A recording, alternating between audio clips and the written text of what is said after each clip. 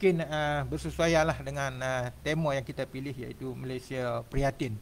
So maksudnya pemerintahan yang ada pada hari ini sentiasa membantu rakyat lah untuk yang terkesan dengan COVID ini. Jadi mungkin Datuk boleh kupas sikit berkaitan dengan tema kita pada hari ini dari sudut pandangan Islam itu. Macam mana Datuk? Silakan. Ya, terima kasih.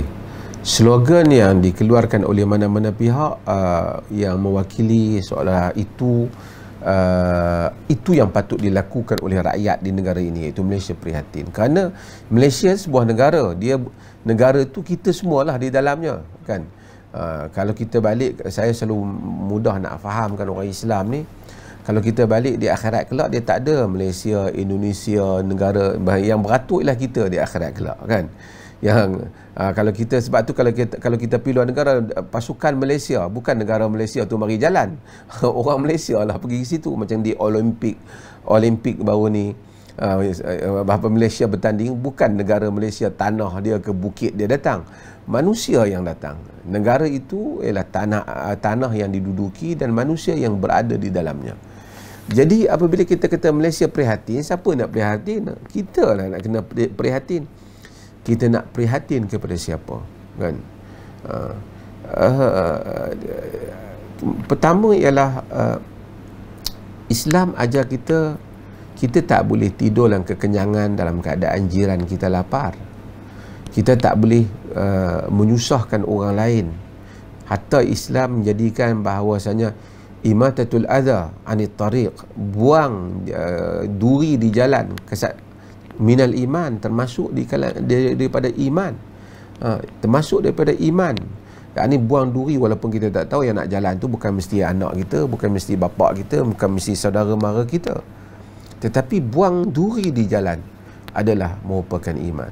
Lebih daripada itu, bukan saja sakit, bau busuk pun tak bagi ganggu orang. Sebab tu orang yang makan bawang, Nabi SAW tak bagi dia datang ke masjid, kan. Man akala min hadhihi syajaratil khabitha fala yaqrabna masjidana fala yaqrabna fi masjidina fala yaqrabna ila masjid. Banyak dalam riwayat.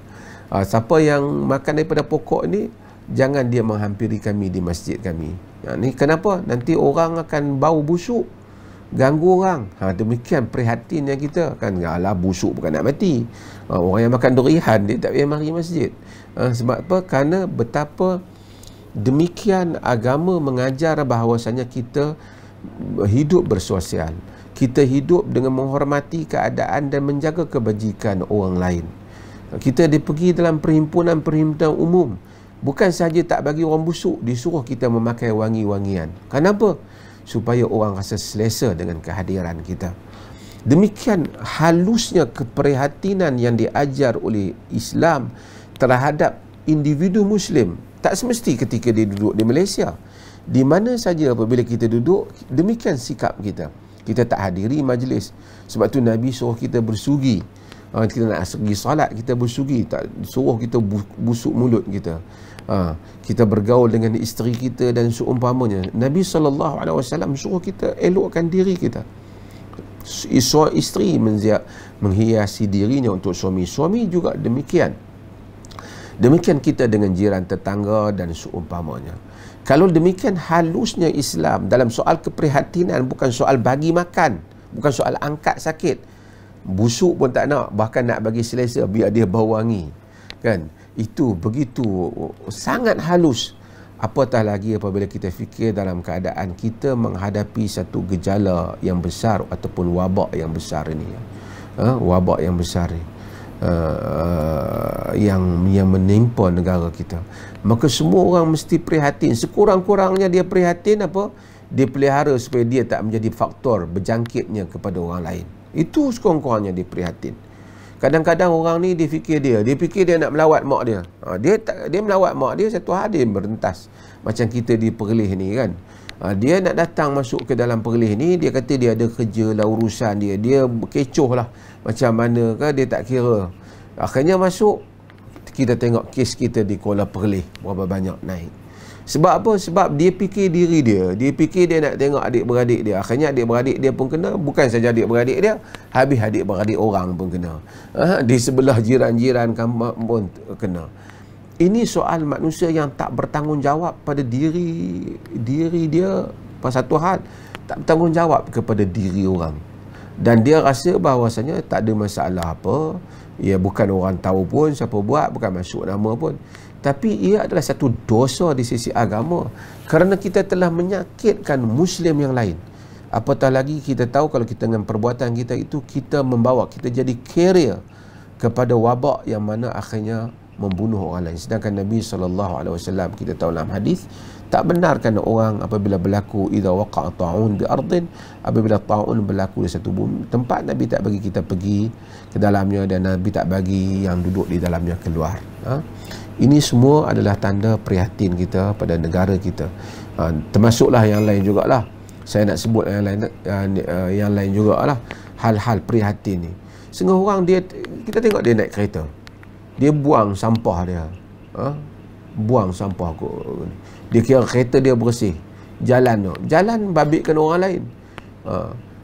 Kita tengok kat Kuala Perlis ni, alhamdulillah lah, mula dah ada banyak kebersihan dah kita di kawasan-kawasan yang telah dibersihkan. Cuba tengok sampah sarap di lautan, semua kerana orang yang buang tu dia tak fikir, dia fikir diri dia saja, dia tak fikir haiwan, dia tak fikir manusia yang lain. Sebab tu Nabi SAW kata tentang orang yang mati ni, ada orang yang mati huwa mustarih wal mustarah minhu. Orang yang mati ni, ada orang yang bila dia mati dia berehat, ada orang mati yang orang lain berehat daripadanya.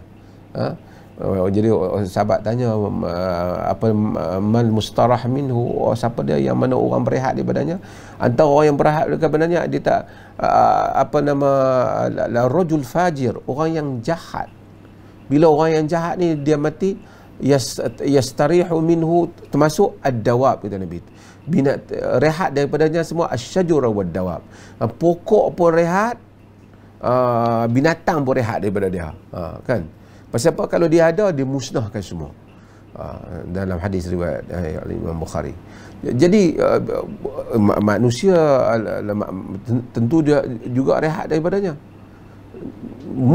dia musnahkan semua.